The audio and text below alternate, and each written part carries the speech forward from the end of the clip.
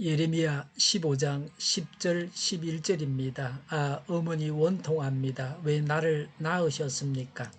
온 세상이 다 나에게 시비를 걸어오고 싸움을 걸어옵니다. 나는 아무에게도 빚을 진 일도 없고 빚을 준 일도 없는데 모든 사람이 다 나를 저주합니다. 주님께서 말씀하셨다. 내가 분명히 너를 강하게 해주고 내가 복을 누리게 하겠다. 내 원수가 재앙을 당하여 궁지에 빠질 때에 그가 너를 찾아와서 간청하게 하겠다. 아멘. 예레미야가 당한 핍박을 말씀하고 있습니다. 10절에 어머니 원통합니다. 왜 나를 낳으셨습니까? 라고 했습니다. 이것은 예레미야의 탄식입니다. 깊은 절망감을 느끼며 탄식하고 있습니다. 생일은 일생의 가장 복된 날입니다. 그런데 예레미야는 자기 출생을 저주하고 있습니다. 왜 자기 출생을 저주하고 있습니까? 그 고통이 너무 심해서 견딜 수 없었기 때문입니다. 예레미야가 탄식한 이유가 무엇입니까? 예레미야 15장 5절부터 9절에서 예루살렘이 당할 파멸을 말하고 있기 때문입니다. 자기 백성들에게 회개를 부르짖었습니다. 그러나 백성들은 회개하지 않았습니다. 또 세 차례에 걸친 중보 기도를 모두 하나님께서 거절하셨습니다. 유다의 멸망을 막기 위해 그토록 애를 썼지만 아무 소용이 없게 되었기 때문입니다. 나라가 망하게 되었기 때문에 탄식합니다. 10절에 온 세상이 다 나에게 시비를 걸어오고 싸움을 걸어옵니다. 라고 했습니다. 예레미야 선지자가 당한 고난의 생을 압축하면 투쟁과 논쟁이었습니다. 예레미야는 하나님의 선지자로서 일평생 유다 백성들을 회개시키기 위해서 온갖 박해를 받았습니다. 고군분투했습니다. 남의 도움을 받지 않고 힘에 벅찬 일을 잘 해냈습니다. 그러나 아무런 결실도 맺지를 못했습니다. 예레미야의 생의 목적도 무의미하게 만들 정도로 백성들의 제약이 심하고 중했습니다. 이 세상이 악했습니다. 하나님 말씀을 가지고 제약 세상을 책망했습니다. 그래서 충돌하지 않을 수 없었습니다. 예레미야는 거짓 선지자들과 같이 귀를 즐겁게 하지 않고 귀에 거슬리는 말만 해서 배척을 당했습니다.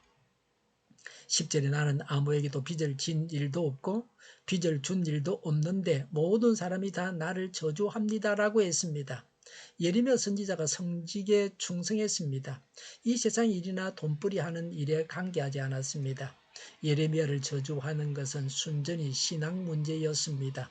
예레미야의 예언 활동에 대한 백성들의 반응은 저주였습니다. 예레미야는 백성들로 하여금 제약의 길에서 돌이켜 하나님과 합평케 하도록 하기 위해 노력했지만 백성들은 이를 거부할 뿐만 아니라 예레미야 선지자를 저주하기까지 했습니다. 예수님은 마태복음 10장 34절 35절에서 평화의 복음이 사람들 사이에 불화와 분쟁을 야기시킨다고 하셨습니다. 이 예수님의 말씀을 정명이라도 하듯이 유다 사람들은 예레미야를 저주했습니다. 성도가 이 세상에 살면서 선을 행하고 의를 외치다가 도리어 해를 입는 수가 있습니다. 때로는 다른 사람들의 영혼을 구원하기 위해 복음을 전하다가 바로 그 사람들로부터 배척을 받고 핍박을 받고 죽음의 위기에 처하기도 합니다. 예레미야에게 주시는 하나님의 위로입니다. 복음을 위해서 이유 없는 저주와 가전 고통을 당하는 예레미야에게 주신 하나님의 위로의 말씀입니다. 우리는 하나님의 일을 하면서 비난과 조롱 등의 어려움을 당할 때 하나님께서 주시는 위로와 힘을 공급받아서 능히 이겨 나가고 있습니까? 11절에 주님께서 말씀하셨다. 내가 분명히 너를 강하게 해주고 내가 복을 누리게 하겠다고 했습니다. 지금껏 의를 위해서 모든 경멸과 비난을 수없이 당해온 예레미야 선지자에게 주시는 하나님의 위로의 말씀입니다. 아무리 급박하고 위급한 국가적 위기 속에서도 예레미야의 안전을 지키겠다고 하십니다. 하나님은 하나님의 일꾼을 강하게 하십니다. 하나님의 일꾼이 복을 누리게 하십니다. 11절에 내 원수가 재앙을 당하여 궁지에 빠질 때에 그가 너를 찾아와서 간청하게 하겠다고 했습니다. 원수는 두 가지로 생각할 수 있습니다. 평소에 예레미야의 예언 활동을 핍박했던 백성들과 위정자들입니다. 예레미야 38장 14절에서 유다의 마지막 왕 시드기야가 예레미야에게 하나님의 뜻에 관해 자문한 것으로 이루어졌습니다. 원수를 바벨론 군대로 볼 수도 있습니다. 바벨론의 느부갓네살이 예루살렘을 함락한 후에 그의 시위대장 느부사라단을 보내어 예레미야가 원하는 것을 들어주라고 했을 때 성취되었다고 할 수 있습니다. 하나님의 일꾼은 원수가 재앙을 당해서 오히려 찾아와서 간청하게 하십니다.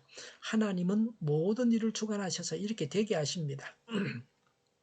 하나님의 일을 하고서 사람들로부터 핍박을 받습니다. 그래서 하나님의 일을 하고서 고통당하고 탄식합니다. 그러나 하나님의 일꾼은 하나님께서 보호하시고 위로하십니다. 오늘도 하나님의 일을 행하고 하나님께서 주시는 보호와 위로가 넘쳐나시길 바랍니다.